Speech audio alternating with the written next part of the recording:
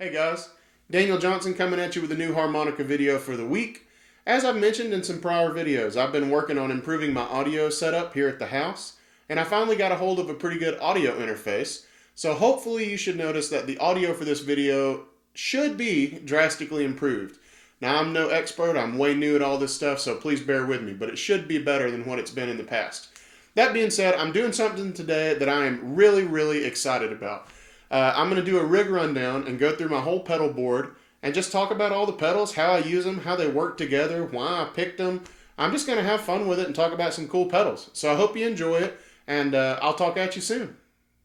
Alright guys, so here you see my pedal board in all of its glory. I absolutely love this thing. I've spent many hours putting it together, many hours on the internet looking for pedals to make it better. It's just become a little bit of an obsession for me. So starting out, I'm gonna play with no pedals on. Now you can see the lights are on pretty much every pedal, and that is because I run a switcher. So what this means is that I can activate, loops of certain pedals and certain combinations of pedals with one button press. So the pedal may actually be on, like this, the Panther Cub is on, but you won't hear it in my sound unless I hit the long delay button. Okay, so first of all, I'll just demonstrate my clean tone, because that seems to be the trend with gear reviews on the internet. I'm playing a Bulletini straight into an HG35. The only pedals that are on right now, the only pedal that is on right now is my BBE Mini Sonic Stomp, which is under the upper deck of my pedal board, and it never turns off. So here's what it sounds like.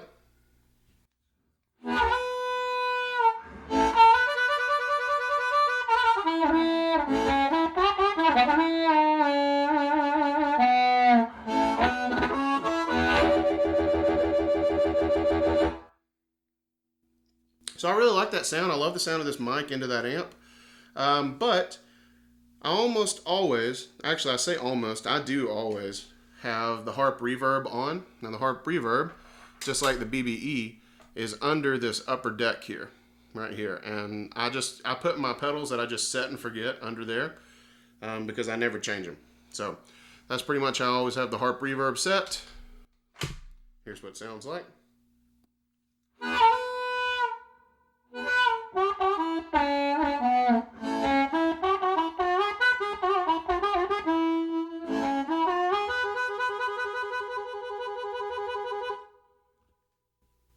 Nice little reverb, it's subtle.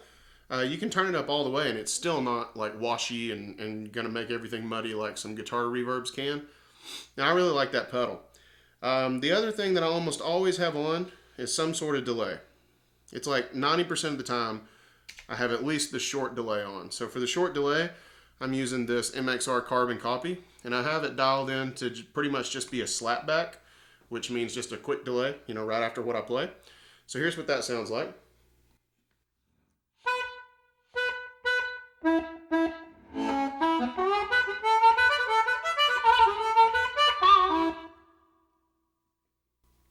I love a little slapback, it's nice. So I'm going to leave that on for now. And the other pedal that I almost always have on is the EP booster. I don't have it turned up very much at all. Just about maybe 7 o'clock, 7 or 7:30. But it just kind of, it boosts my signal coming out of the microphone just a little bit. And also I have it positioned right before this Harp Octave because I love the way the Harp Octave sounds, but I love it even more when it's boosted. So I'll play the EP booster now, and then I'll go into the Harp Octave.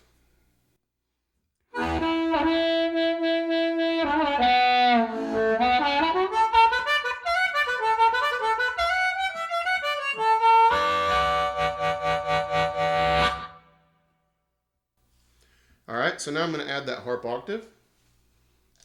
If you aren't familiar with the Harp Octave, like I wasn't until very recently, shout out to Dan Gage for turning me on to this pedal. It's wonderful. It's marketed as an, I mean, it says Harp Octave. The newer ones say vintage raspy tone right below Harp Octave, and I couldn't agree more. I mean, this pedal, it's like, it makes my HG35 break up like a small amp, but it's such a nice clear breakup. It's not like a muddy breakup. There are absolutely no tracking problems or anything like that, and it's just wonderful. So I'm going to play it without the EP booster first, and then I'll boost it because I love the way it sounds there. And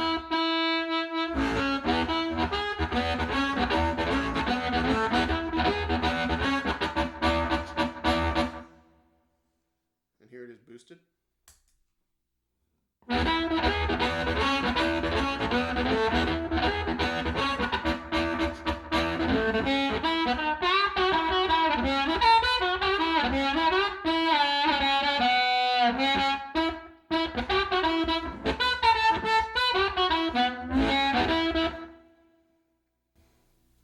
I just love that thing. I mean, I just put it on my board maybe a week ago, and it's gonna show up a lot when I play. It's gonna be turned on quite a bit.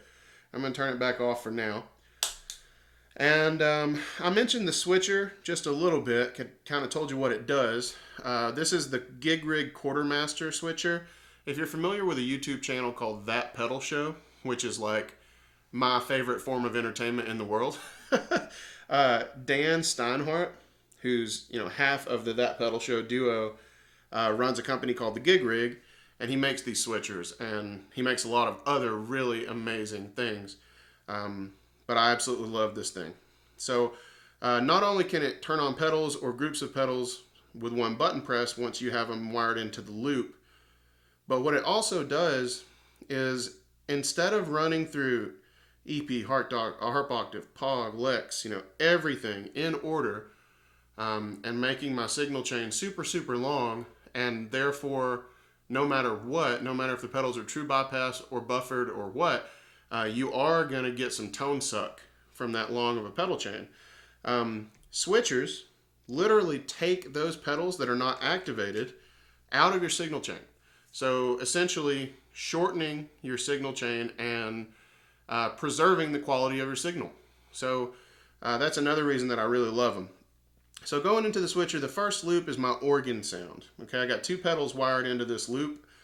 I've got the Micro POG and the Strymon Lex. I've got an older video on the Strymon Lex if you want to check that out. But I use this quite a bit in my band as an organ sound, and it was really convenient when I added it with just one button press. So check this out.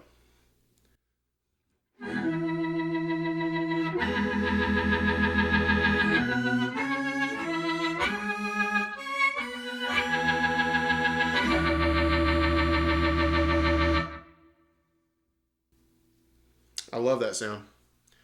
Very, very convincing as an organ sound when you're at a live show too. I've had so many people come up to me and ask where the organ player was, So I'm going to turn that back off. Next, I go into my chorus loop. Now for chorus, I have it hidden under here. I use the TC Electronic Mini Corona. And I promise you, I bought that pedal long before the current predicament we are in due to a virus of the same name.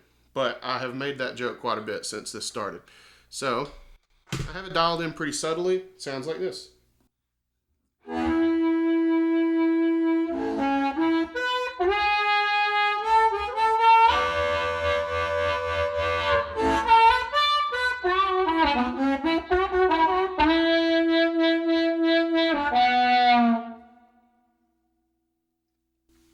And I use that chorus, I just stack it on top of stuff. If I'm playing something and I want to get a little movement or a little wobble in my sound, I'll throw on the chorus.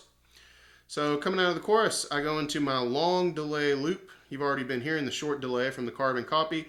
The long delay is the JHS Panther Cub right here, which I also have an in-depth video on. So if you're interested in this pedal, please go check that out. I love this thing. I've actually been running it just a little different than I said I did in that video lately. I've just been thinking about the pedal so much. I've dialed it in a little more subtly, and I think it's a lot more usable. So I think I'm going to find myself using this pedal more and more because of dialing it in so subtle now. So longer delay, a little more reverb or a little more delay trail. I'm going to turn it up just a little so you can hear it better. And this is what it sounds like.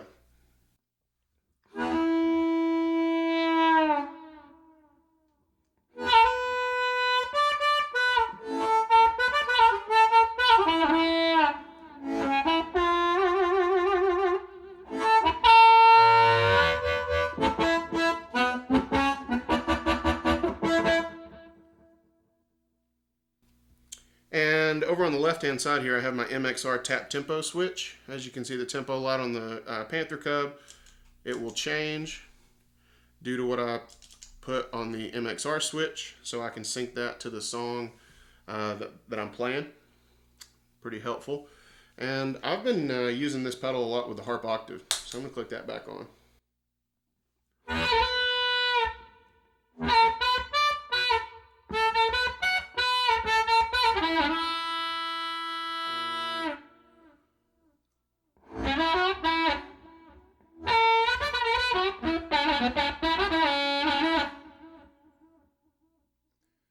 So you may have heard something weird happen there just a second ago when I reached over and changed the tempo while I was playing. That's because delay pedals, when you change the time while you're feeding them signal, you get some strange effects. So that's all that was. Alright, so coming out of long delay, went into short delay, which I've already talked about. That MXR carbon copy is just an excellent analog delay pedal. I actually have two. I keep one in my harmonica case for gigs where I don't bring the whole pedal board, so I can at least have a delay. Coming out of there, I go into the Harp Reverb, which I've already talked about and you're pretty familiar with. And my last loop is this Boss GE7 graphic EQ pedal. And I don't use it much. But I don't use, as you may have already thought about, I don't run an anti-feedback pedal. So this is really my anti-feedback pedal. This isn't necessarily where I always have it set. It's just where I was last messing with it. I use that to just kind of tame some of those frequencies that might be squealing. If I do get some feedback, generally feedback's not a huge deal for me.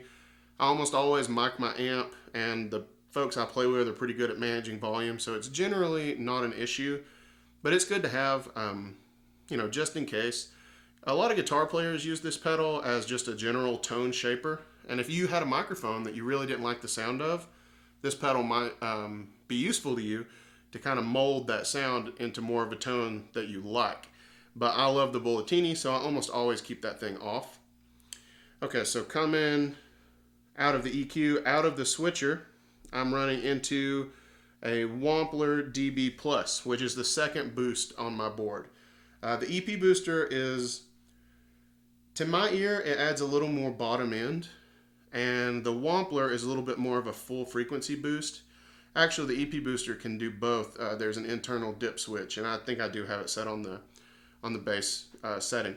But the DB Plus is more of a transparent, or not transparent, but a full frequency boost, and it really helps you cut. So that's another one of those pedals, kind of like the chorus, where I'll just stack it on whatever I need.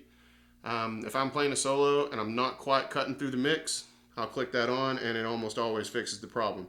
So I'm going to go back to the slapback, and I'll play a little bit for you, and then I will throw on the Wampler.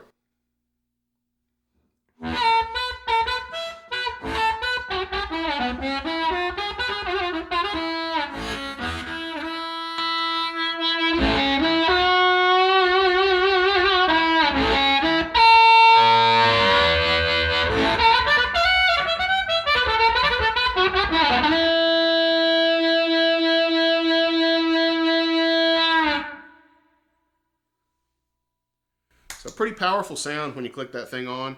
And I only have it turned up to, you know, about 9 o'clock. It's got a lot of room left to go, but if you go much past that, you're going to run into some feedback issues probably with harmonica. This pedal also acts as a buffer. So there's a little switch here on the side. I keep it pressed in because I do keep the buffer activated. What a buffer does, if you're not familiar with it, is you're familiar probably with the term true bypass when it comes to pedals. It's either, pedals are either true bypass or buffered. When they're true bypass, in essence, when the pedal's off, it's not running through the circuit. Buffered pedals, they are not that way.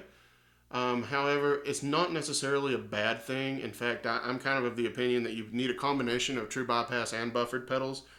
But it's good to have a buffer at the end of your signal chain, because what a buffer does is it will restore some of those high-end frequencies that you might lose through a really long pedal chain. And it will restore those before it goes back to your amp. Same thing with having an input buffer. You know, if you're running like a really long cable from your mic to your board, which mine isn't that long, it's like 15 or 20 feet, you might run into that signal loss as well. And a buffer at the beginning, which this does act as a buffer because I almost always keep it on. It just makes sure that you're feeding the best quality signal you can into your board, into your pedals. So, pretty nice to have, and I really do like the Wampler because of that.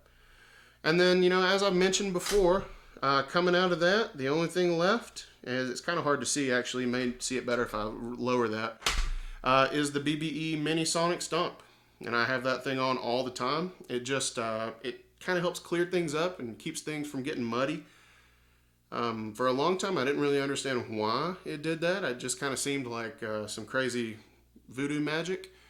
But it's actually because high and low frequencies travel at different speeds, and that pedal works to do a little speed correction there so that they hit your ear at the same time. When those two frequencies hit your ear at slightly different times, we can perceive that as mud or mush in the sound, and that pedal works to fix that, is all it is. And BBE has, had and still has, like rack unit sonic maximizers that are probably a lot more powerful than the pedal version, but I really like that pedal. It's like the most subtle thing ever, but every time I A/B it, I know that I like it slightly better when it's on. So because of that, it stays on my board. Yeah, and that's pretty much what I'm running right now. You know, I've got some plans to pick up some other pedals. I've had a JHS color box on my mind for a really long time, and I just saw that Jackson Kinchelow put one of those on his board, so I'm really hoping that he puts out a demo on that because I really want to hear it for harmonica. And if I didn't mention it yet, I'm powering this thing with the Strymon Zuma. That power supply is just wonderful. All the outputs supply 500 milliamps. Looks like at least two of them are switchable from 9 to 12 to 18 volts. And, or actually no, I think it's 9 to 18 to 24, but it's hard for me to see right now. But you can switch the voltage on a couple of the outputs. Also, when you outgrow this power supply, Strymon makes a smaller version of the Zuma, which is called, I think it's the OHI is what it's called. I think it's OJAI. And it's way, way smaller, but you can power that thing off the Zuma, and then you get like a few more 500 milliamp outputs, and you can, you know, keep expanding your power supply as you need to. So it's a really neat system. It's not cheap, you know, nothing that says Strymon is, but I've also never seen anything that says Strymon that wasn't really high quality. So, you know, take that for what it's worth. All right. So I'm going to play just a little bit more. I'm going to maybe activate the different delays, let you hear the sounds, maybe stack some chorus, and then we'll get on out of here.